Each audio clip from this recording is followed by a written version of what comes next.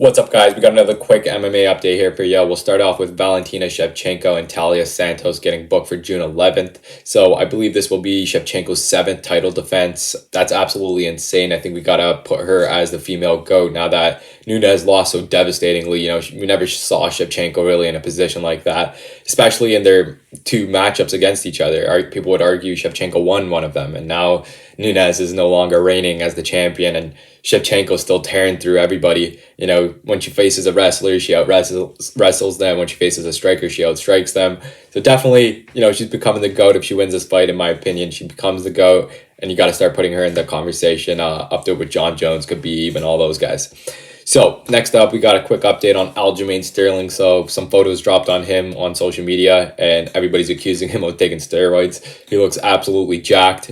So accusations are pretty, justified. He looks like TJ Dillashaw right before his fight with Henry Cejudo, and then he got popped after that. So he's looking insanely jacked. Even his teammate in the video made a comment like, "What the heck is that?" So definitely looking a little suspicious here. Everybody's accusing him of needing steroids and taking steroids to verse Petr Yan. He did look insanely jacked in the first matchup, but now it's a whole nother level. He's even looking more ripped than Usman does. So probably taking that number one spot for the most jacked guy in the UFC right now.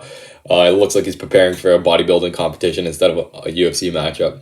But yeah, getting a lot of accusations on steroids there. Let me know if you guys think those are justified too. Next up, we got an update, speaking of that fight, an update on Petr Yan. He's actually training with AT&T right now. His team couldn't make it to the country for obvious reasons with everything that's going on. They actually couldn't make the last, his first fight with Aljamain, and I don't think it was his team telling him to throw that knee. It was like these replacement guys, I think from AT&T telling him to throw that knee. So again, he won't have his core team there. Doesn't really seem like he needs them. It won't really be a disadvantage for Piotr. But just I'm going to comment there. Yeah, he does train down at AT&T because his team can't make it during these times. Next up, we got an update on Kamaru Usman. He made some comments about the whole Colby, Covington, and Masvidal situation. He didn't really take anybody's side. He said, both of them are wrong. Colby was running his mouth way too much. Even if he was just trying to sell a fight, it's not right. You got to watch what you say. Are you going to pay for it type of thing? And then he also commented on Masvidal saying, you can't let the sport get outside of competition and competing in the sport. Now he's dealing with real world repercussions.